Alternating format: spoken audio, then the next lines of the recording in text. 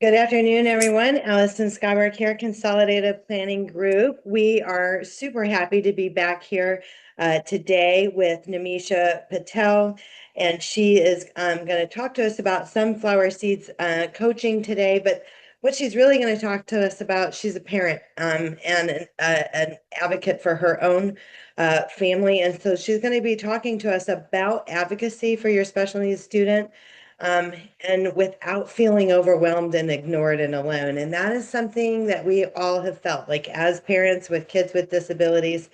Um, Oftentimes, the stuff that we have to deal with on just from an administrative perspective is huge.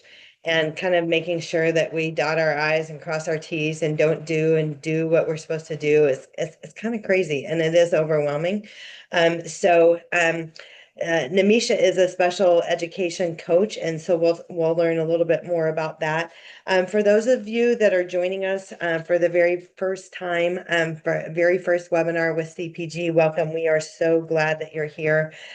We do have a Consolidated Planning Group YouTube channel. You'll find it. You can Google that, and you'll know you have the right one because you'll see that Consolidated Planning Group flower in our YouTube channel, where you can subscribe for free to our webinars. So all of our past webinars live out there. We have hundreds and hundreds of webinars on planning for special needs. So if you can think of a topic, we've probably done it in the past, and it will live out there. So for those of you that are wondering, we are in webinar mode today, which means that we can't see you or hear you, but our chat box is open for your questions. If you send in a question ahead of time, we have those. We have a few questions that we're going to go over during our time together. So we're going for an hour or less today. So if you're planning your day, you can plan that. And then the other thing that I want to mention, we always share our slides. We'll always share our slides in a PDF. There's no monopoly on great ideas, and we want you to be able to focus on our speakers and not writing down every single thing that they say. So later today, you guys will get an email with a copy of the PDF of today's slides, as well as a link to the recording that you can listen to it in the future or share with other families that may be on a similar path as you. So Consolidated Planning Group, we are a holistic special needs financial planning firm. We're nationally certified as Social Security advisors, members of the Special Needs Planning Academy, chartered special needs consultants. Our whole firm is nuanced and helping your family plan for the future of a loved one. We also recognize that we may have several professionals here that serve in the disability community. Welcome. We're glad you're here, and we hope that you'll share these webinars with your families as well. Okay. So when people come to us, they come to us because they want to help plan for the future of their loved one. They want to know, how much money do I need to fund a special needs trust? Who's going to care for my child when I'm gone? Should there be an unequal distribution between my children, the child with a disability versus neurotypical kids? There's a lot of questions that people ask. But one of the big ones is, how do we retire and stay retired and still have enough money to fund college for the other kids, weddings for the other kids, and fund that special needs trust in the future? So we help people carefully plan that out, so that way they can, attain their goals that they want to, both personally, as far as their own retirement and their own kind of vision of retirement that they had hoped for, as well as the future of your loved ones. So a lot of families have more than one child with disabilities, but a lot of families have more than one child. So they want to just plan that out appropriately. So we always say, and I'm never going to stop saying this, I'm sorry if you guys have attended a lot of webinars and you've heard this in the past, but whether you work with us or you work with somebody else, work with a professional that is specifically nuanced as it relates to individuals with disabilities, public benefits, state and federally funded programs. There are a lot of things that we can accidentally do that will mess up, if you will, the eligibility for these programs. And we want to keep that eligibility open. So we always just encourage that. And that's for the financial side, because what we do, we're the money. And the attorneys, we work very close with them, but they're the paper, they're the legal documents, the special needs trust, the guardianship, the wills, power of attorney, healthcare power of attorney, legal things, legal documents. And there are a lot of attorneys out there. So likewise, we hope that you'll select one. We're happy to provide a referral for attorneys that are specifically nuanced as it relates to individuals with a disability. It really, really does make a difference. So we want to encourage you on that. We always encourage people to think about some of the ways as far as supporting your kids and transitioning. We always want to suggest to people to explore options early, post high school. Are we going to stay in school past age 18? And Nimisha is probably going to talk about that. Are we going to stay into 21 or 22? Is that a good fit? Or is there an 18 plus program that is paid for, through taxes? Or is there a private pay, transition program, things like that? Some of them have waiting lists as far as the private pay ones are concerned. So you want to you should look at that early and tour them, get yourself on the list as it relates to that. The other thing is we also suggest touring any residential living options. There are a lot of them out there, and some families are going to have their kids with them until the day they die. Some kids want to start transitioning their kids to outside residential, programs post age 18. Maybe it's 22, maybe it's 25. There's no magic age. But we just want to encourage people to start touring those, get your name on the list, give yourself the opportunity to say yes when you come up on the list, as opposed to an emergency happening and you need a slot and there isn't a slot for 3 to 5 years. Okay.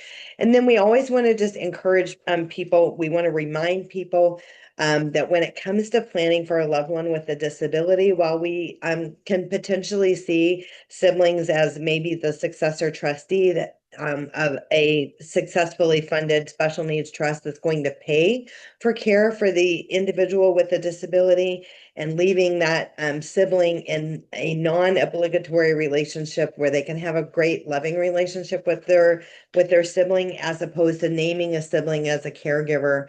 We see that a lot. Sometimes it's appropriate because there's big age differences between the kids and it works out. Other times that's not appropriate, and your other kids may not be able to fill the role that you have filled in the past. So I think that it is very important to consider that. So what we see is when there haven't been any decisions made, then it accidentally falls to the kids. When a crisis happens, if mom or dad passes away, suddenly becomes incapacitated or cannot provide the caregiving services that they once did, it kind of falls to the other family members. So we always want people to take, careful consideration as you guys are thinking through that. There's no right or wrong answer, but I think, as far as what your opinion is, but I think the right thing is to think about it in non-crisis situations and kind of plan that out. So having said all that, welcome back, Nimisha. We are so happy to have you back here with us. And you run Sunflower Seeds coaching. And so we've got her contact information. Again, everybody's going to get a copy of today's slides and her contact information following this email. But I want to just turn it over to you. I'll turn my screen off while you're talking, and if we have some questions, I'll pop back in. But thank you for being here with us today. Of course, thank you, Alison, for that introduction and for having me back as well. It's always great to serve the audience that you serve. So thank you, Alison. So everyone, I'm so glad you're here today, and I hope you've got your cup of coffee or your glass of water or just pure determination. You're in the right place. I'm so glad that you guys are here today, and I know your time is valuable, and I'm honored that you chose to spend it with us. So today you'll discover 3 fatal mistakes that parents make in school meetings that greatly reduce the child's needs. You'll also discover the 5 steps. My 5-step method, the #1 leverage that collapses years of trial and error into just weeks. So let me ask you, what if your child was finally supported at school instead of being misunderstood, just pushed to the side, and really you are not being heard?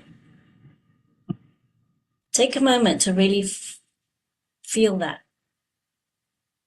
Now I want you to take a moment and feel what it would be like if your child was heard, your needs were met, and your child was fully supported in school. Today, you're going to walk away with a clear plan to help your child thrive, not just survive. So if this sounds like you, you're in the right place. And let me introduce myself. My name is Nimisha Patel, and I'm a special needs mom first. And I got into special needs coaching because of my son. He was diagnosed at 3.5 with autism. He was nonverbal at the time. And ADHD diagnosis came a couple of years later.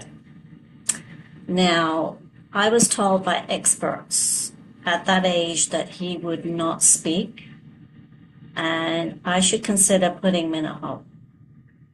And that would be it. Now, that was a turning point for me.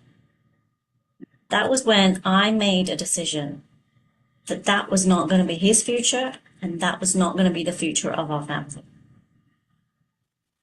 So that's when I started reading everything I could, doing anything I could, asking questions to whoever would listen and help and offer some kind of guidance. Even if it was a small, tiny nugget that I could take away and implement into my family's life, I would take it. And that was in the days when there wasn't much research around, there weren't even many books around. So the resources were quite limited in that sense, and the internet hadn't grown as much. So very limited on the resources. So I spent as much time as possible trying to get as much information as possible from whoever I could get information from. So I spent over 15 years now helping parents with neurodiverse children who feel absolutely overwhelmed, totally confused, and alone, to going to feeling like they're a confident advocate for their child at their school IP meetings, where their children are not just thriving academically, but socially as well. And that's eliminating the constant battles, the confusion, and the burnout.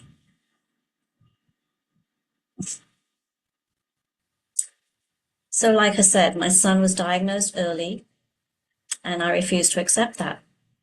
But with that persistence and that one decision I made, changed the trajectory of his life and our entire family. Now today, fast forward to today, he went from nonverbal, who is now non-stop talking. He successfully graduated high school. He's going into his second year of ACC college. He passed his driving test, which I didn't even imagine that he would be doing. And he is a member of society who also has a part-time job, earning his own money and always offering to pay for dinner whenever we do go out. So that's the trajectory of his life today. And I'm so grateful that I decided to make that decision and stick with it. This is a big deal. I just had to pop in and say that this is a big deal. There's a lot of other parents on here that have probably heard similar things. Maybe it was true, maybe it was not true, but basically what I'm hearing from you is you heard all of the terrible things that no mom wants to hear, and you didn't take that for the answer and over around it through, you figured it out, you jumped through hurdles, and you kept adapting and meeting your child where he was for him to be where he is. It's a big deal. A kid that was never going to talk talks. A kid that was never going to be able to do anything has his driver's license. He graduated high school. He's going to college.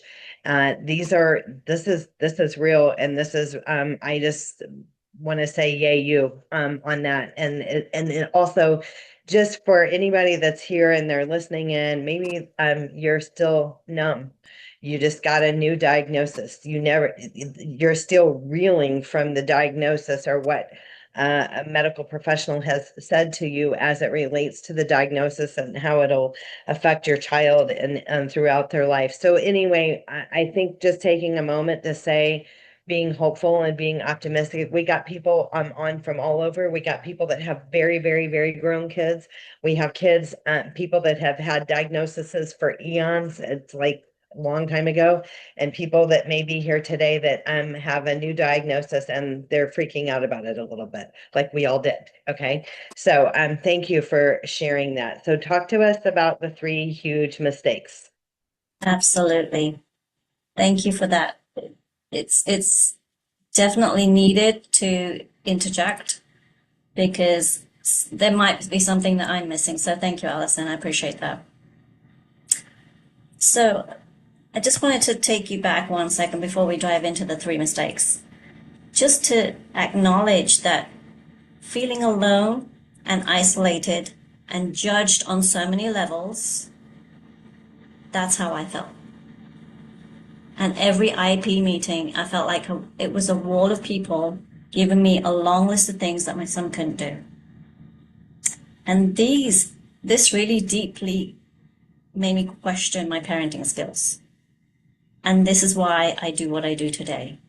And I thought to myself, why is this happening? Why to me? Why? Just why? And I felt so disconnected. And that was my turning point. I had my very first IEP meeting that was literally almost 4 hours long. And now I've gone to an IEP meeting that's literally 20 minutes long. So the playbook I have created is what has taken me through. So today I want you to thrive and take anything away that you can and work with me even deeply if that's something you're ready to do.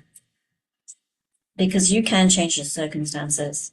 You are one decision away. So now that that's covered, let's dive into the mistakes. So mistake number 1, believing in the experts. And we already touched on that. Yes, advice is good. However, don't let that be the direction of your entire life. And what I mean by that is take the golden nuggets from anywhere you can, but see what fits into your life. See what's right for you and what's right for your child and what's right for your entire family. Because that's going to be different for every single family situation. So take a moment when you get that advice and really see how that fits into your lives. And also, when you think about that advice that's been given, remember that they are humans, they're professionals, and they're probably giving you that advice from the goodness of from their heart, and knowing that that may be your only solution. So really think about all of that before you take that with a grain of salt, and really put it into your own lives and see how that will work for you. So instead, you build from that information. Moving on to mistake 2, fighting against the school instead of partnering with them. Now, we've all been there, not being heard. We don't even know what to say. We don't even know what the right words, the language, or anything. There's just so many acronyms to learn and figure out that it's just a big, long list of things to do and just not understanding anything. It's so confusing. And that's where I was. I read every single word on that 40-page document that came home because I didn't want to miss a thing. I didn't want to miss anything to jeopardize my son's future. And I'm not a lawyer by profession, but those are legal documents. So that brought another layer of being scared for my child's future. But I worked through that. So it's important for you to just take a moment, meet yourself where you are, honor that, because it's a tough journey. But the main thing to remember is that in order to get the services that you need for your child, and get the understanding, we have to approach this as a collaborative relationship.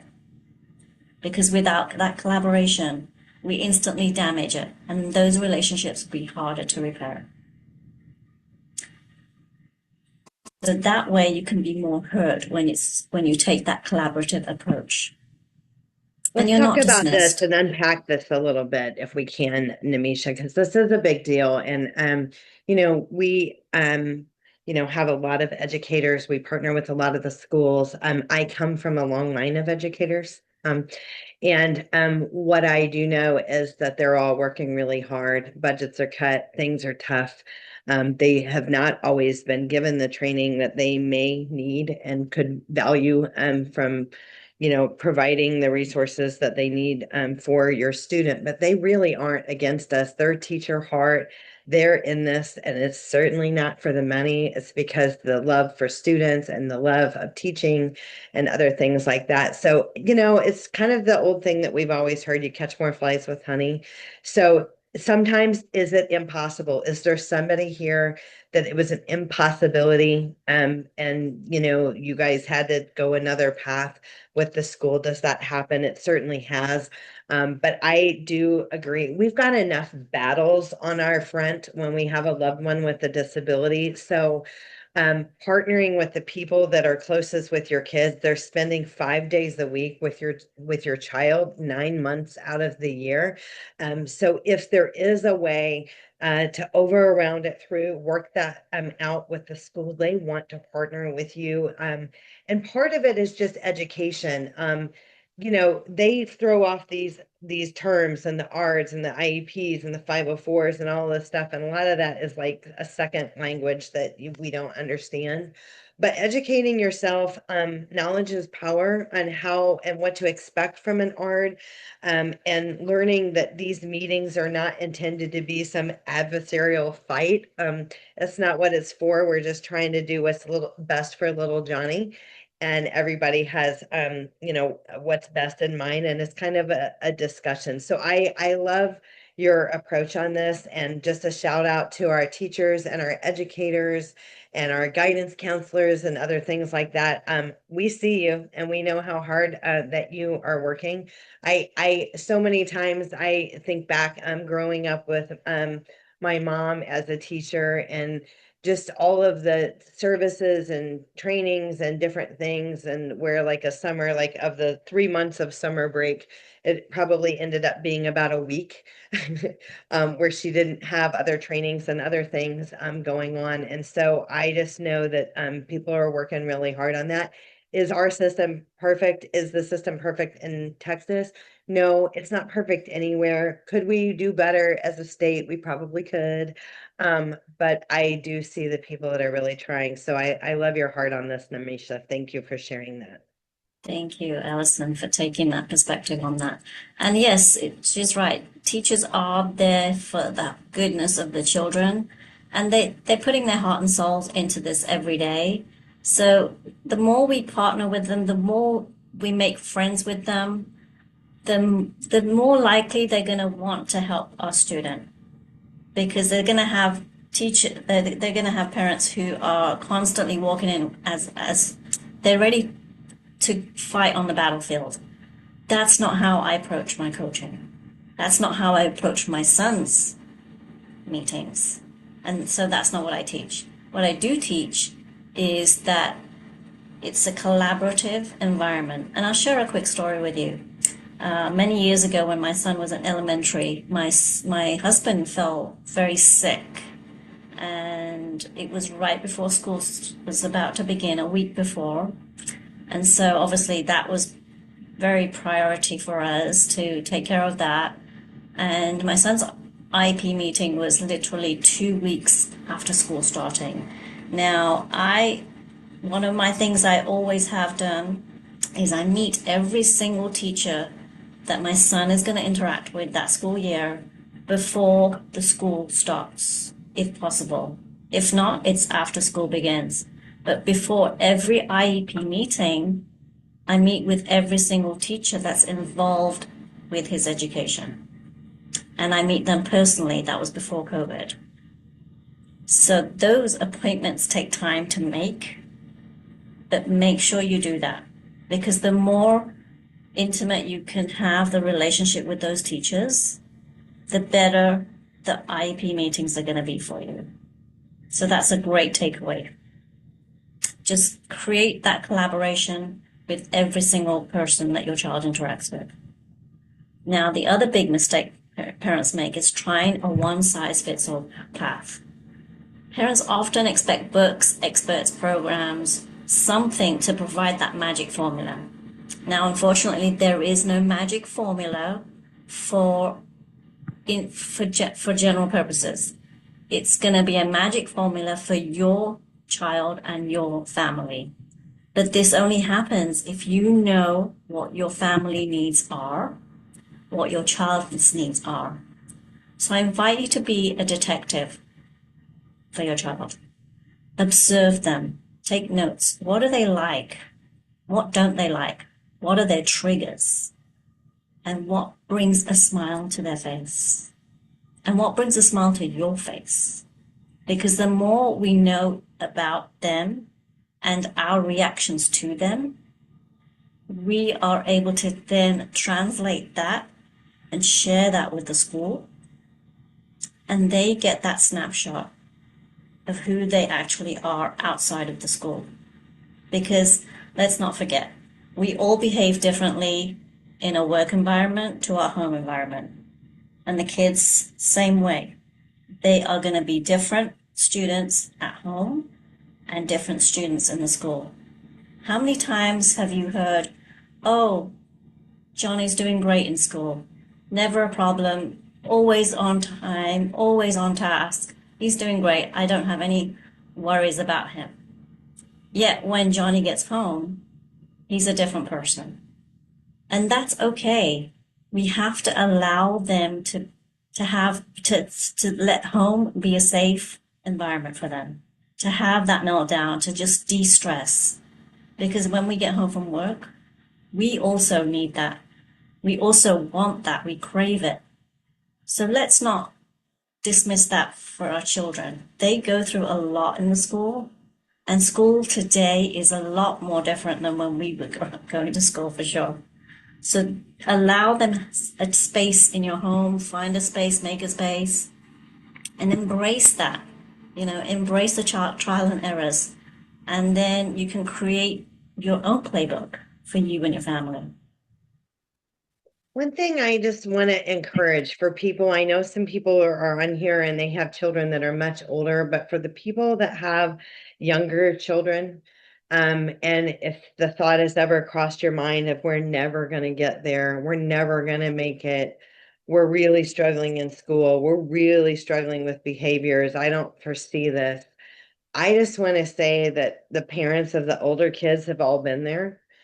And but we couldn't see what we couldn't see at the time. And the thing is our kids with disabilities, they're behind. They're behind their peers often from a maturity perspective. And what we see right now is not what we see from a year from now, 3 years from now, 5 years from now. Their brains aren't even fully formed until age 26. So you're going to see a lot of upward growth, even if there are years where you feel like you're either A, going backwards or spinning in place. Don't lose hope on that. Because there were times where I felt like our situation was, I hate to use the word hopeless, but we've all felt this before. And then it just turns the corner and they start growing and they start maturing. And I just want to encourage people. So if you feel like you're stagnant or you're swirling or circling the drain or not where you want to be, just keep moving, keep listening, keep meeting your child where they are. And one thing I would say too is that meeting them where they are is important. You know, I would always tell myself not to be a Facebook parent or a social media parent comparing my kid to other kids, because it doesn't matter what the other kids are doing. It's what my kid is doing. And it's celebrating the wins when the wins happen, whatever those wins are. I don't care if little Johnny's wins are better than my kids' wins.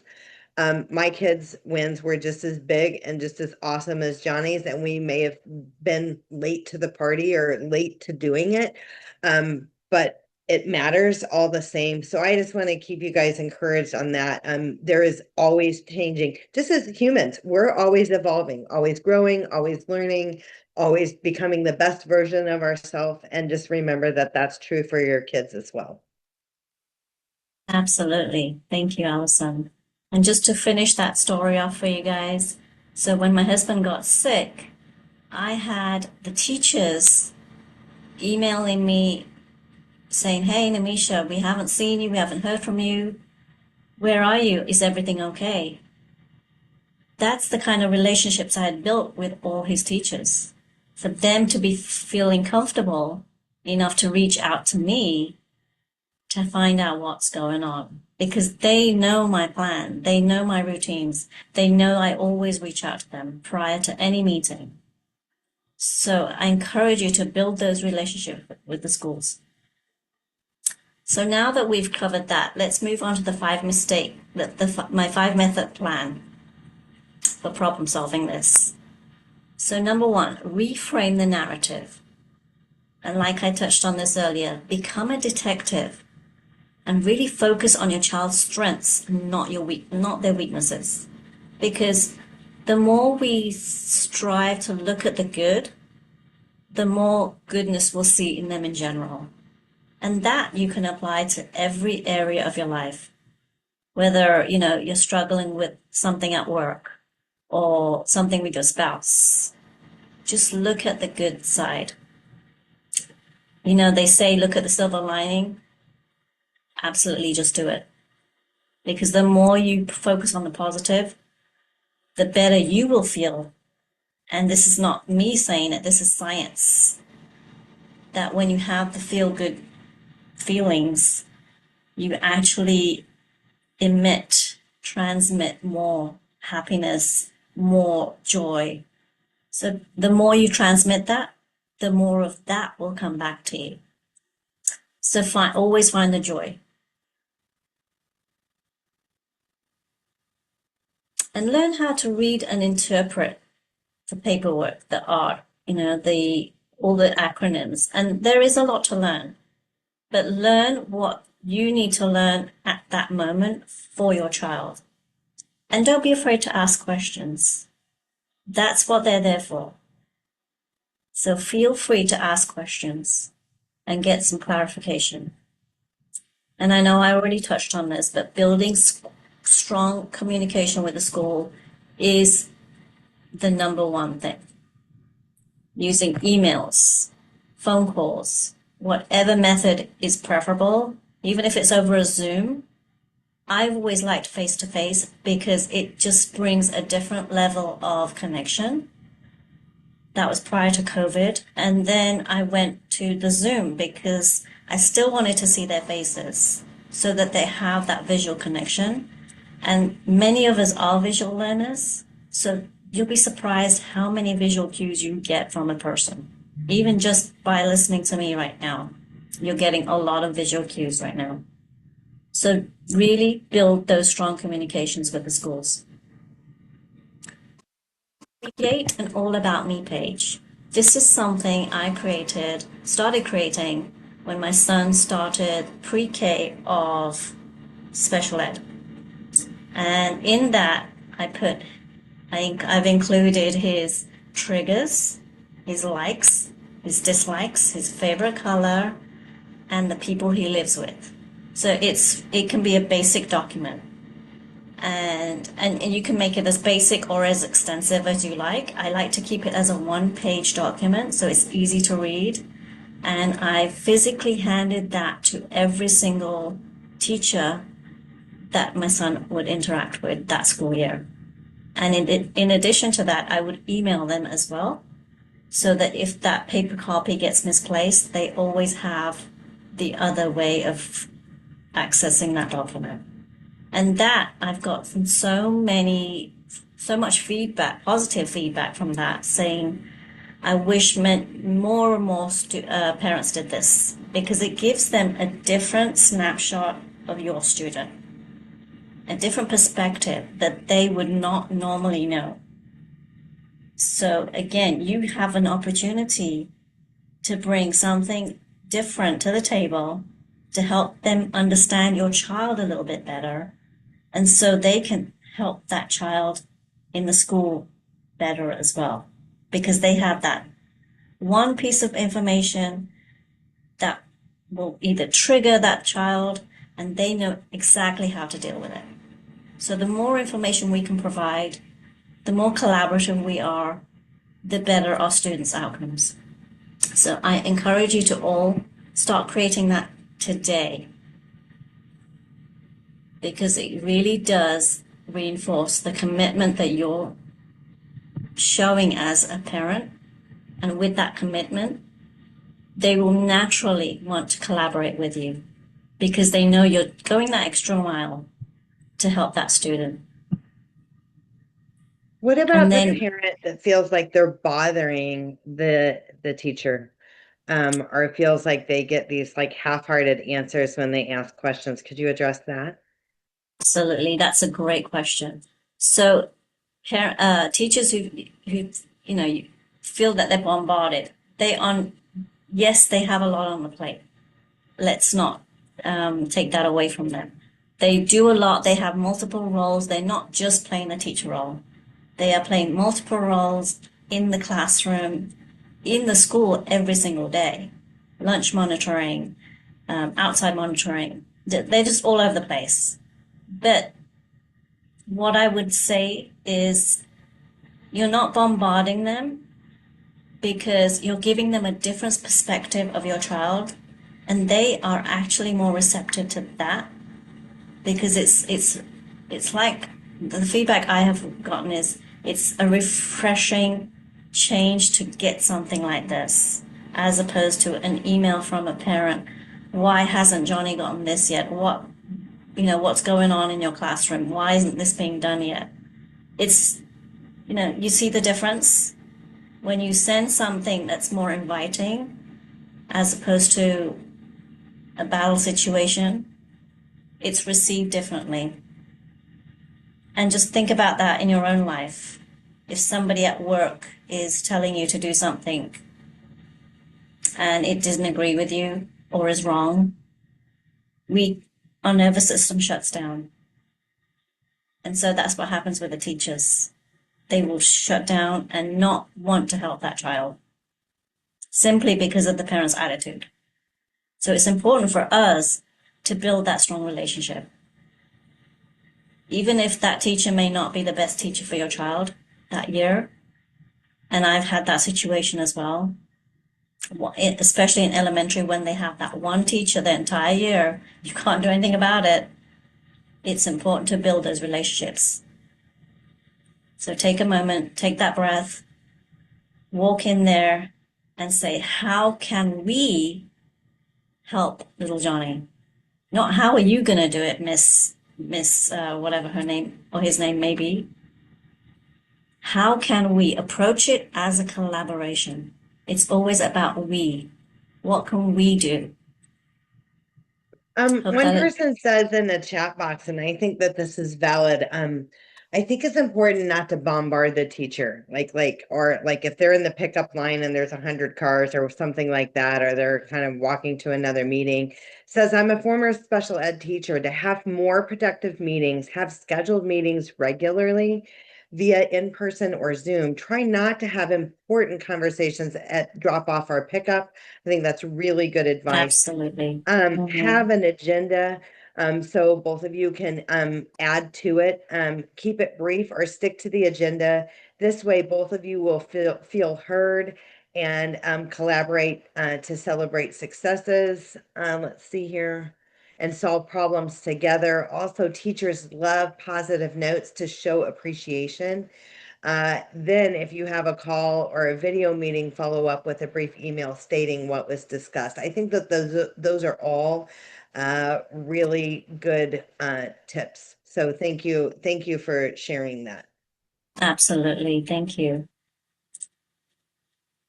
And those are very important because it really does allow you not to bombard the teacher, and respect their time. Their time is valuable just as much as yours. So think about that as you are communicating and building those relationships with them.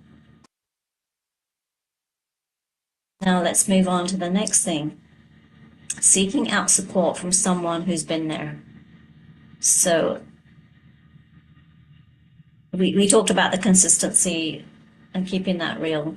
So really speaking to someone who's been there, who's really been on that road, who's felt that isolation, who's felt that overwhelm, who's always, felt confused in that path. Seek out the support. And that's where I come in. I provide coaching so that you can be the best advocate for your child. And this gives you hands-on experience. It gives you the framework to, to build that unique playbook for your own family. And you can apply these to your family and we can work together in building that. And that's exactly what my private call will do. It's going to bring the clarity that you need. And we get to create a personalized path forward for your child to thrive. So basically, the bottom line is with your consulting services, people are hiring you to help to work with you to help empower them and kind of set up a good plan or a good idea, a path forward of how they can effectively, collaboratively, positively work with the school to go after and get what they need for their child to thrive and excel in an education setting. Is that it in a nutshell? Like Absolutely. if I'm a mom and my kid is struggling and I don't know what to do, I just know that they're struggling and I need help and I don't know where to start. You help align the steps for me to tell me where to start, what to do next, and how to do this in a positive, awesome way that makes everybody happy and the kid thrives. And it's not an adversarial thing. It's not I'm getting an attorney or something like that. This is how can we sit on the same side of the table and plan for the future of my loved one? Is that the bottom line? Absolutely. That is absolutely correct. You nailed it, I Allison. love it. Yes. There I is love it. no attorney involved, no attorney needed because, we are the best advocate.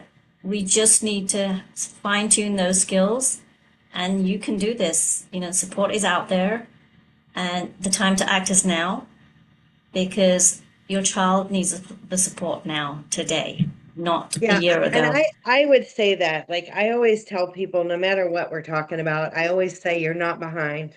Your kid is not behind. They just are where they are.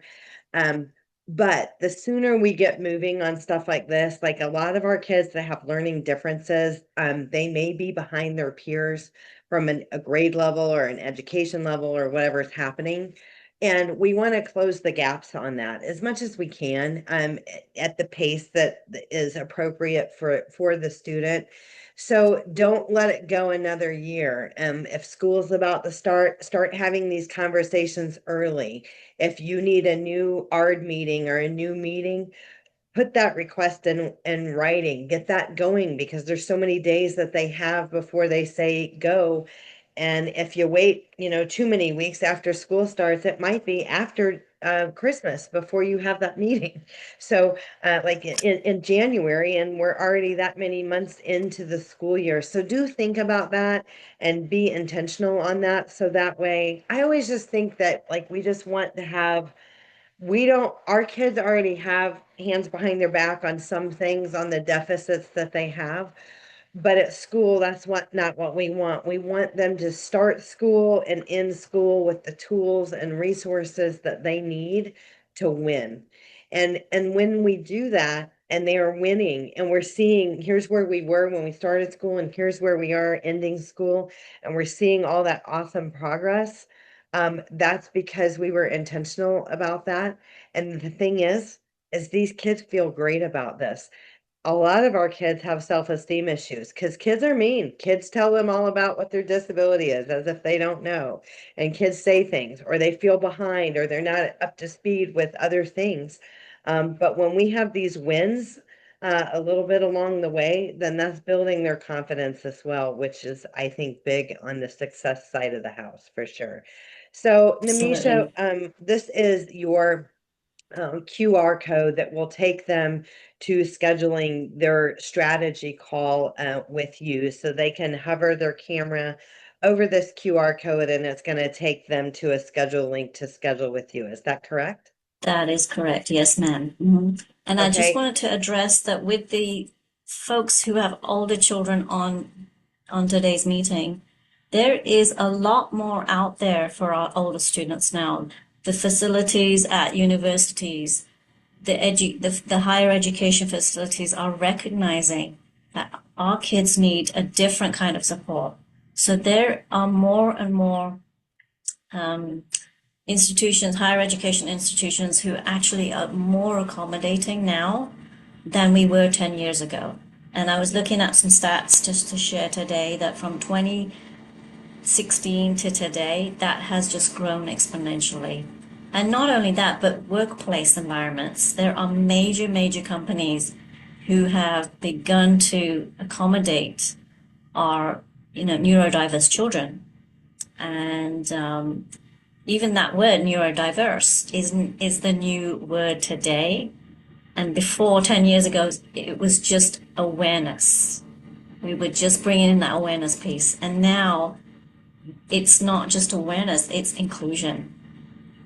So there is a lot out there for our older students as well. So please don't be disheartened. Find your resources where you are. Feel free to reach out. I know Alison has some great resources. I do too. So feel free to reach out. The journey is now beginning. Every day is a new fresh day. So take that and just make something good happen today. Smile, enjoy it. And I want to finish off with a quote that my son actually wanted to share.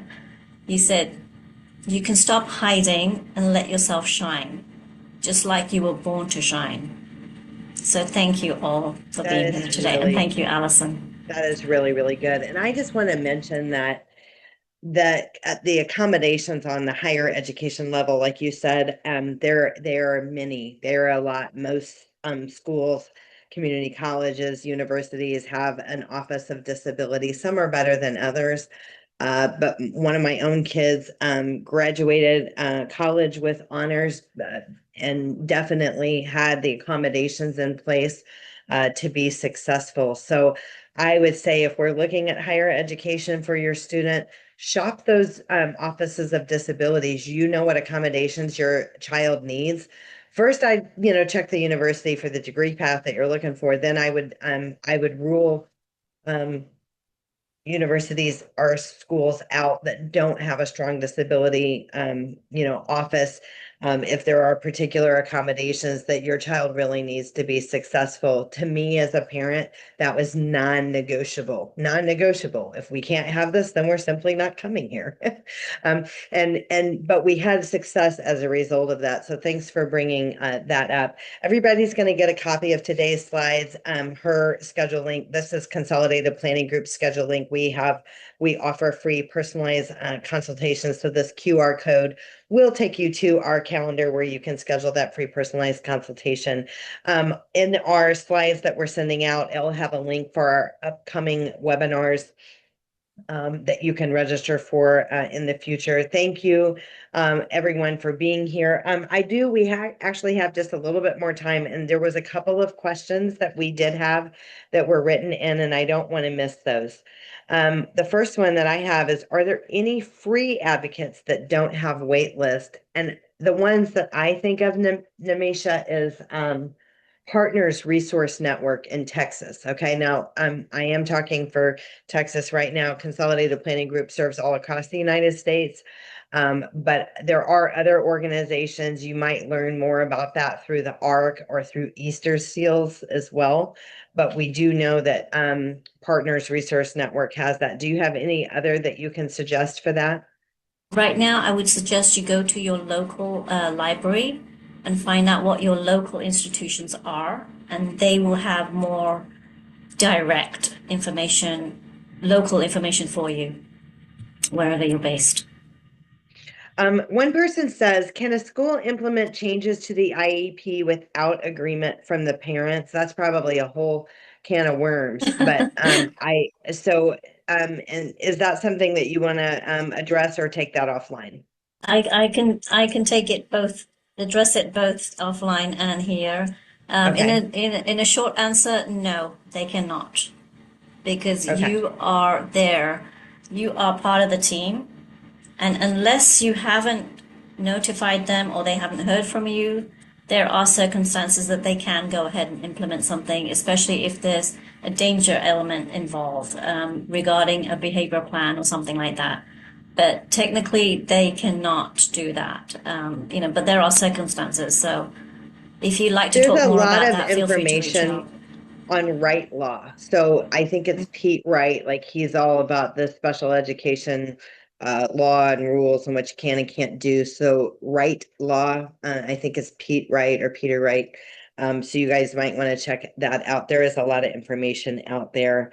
How to find the right educational fit for my child. And that again is um, Nimisha, that's where when if a person works with you like an advocate or something along those lines, then we're trying to flesh out what those needs are and to provide marching orders to go after what it is that is needed.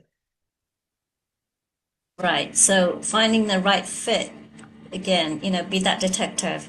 Find out what their needs really are. Where are they struggling? Where do you see that happening at home and at school?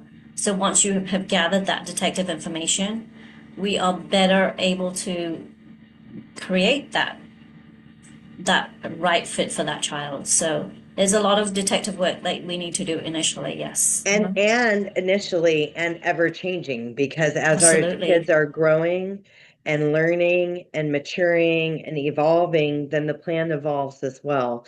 And that was kind of one of the things that I was really hitting on, is that, like, again, what you see today is not what you see 3 years from now. It's vastly, vastly different. Yeah. Okay, two last questions before we go. They're not really related to today's topic, but I'm going to go ahead and address them. What is the typical cost of a special needs trust? A special needs trust is something that we talk about a lot. There is not a generalized, every attorney sets their own fees, but what we have seen, of they've typically been between 3,500 and 6 grand is typically what we see.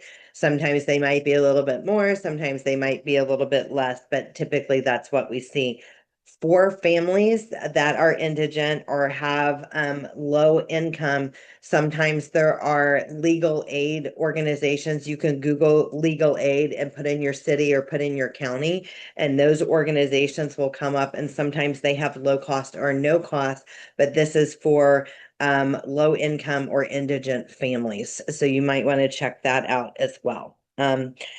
And I like to mention what those costs are, because if we've got a kid that's like coming around the bend for 18 and we need to have the special needs trust set up, we're also thinking about guardianship and how much that costs and things like that. And of course, we're the financial side. So planning financially for that, we do think is important.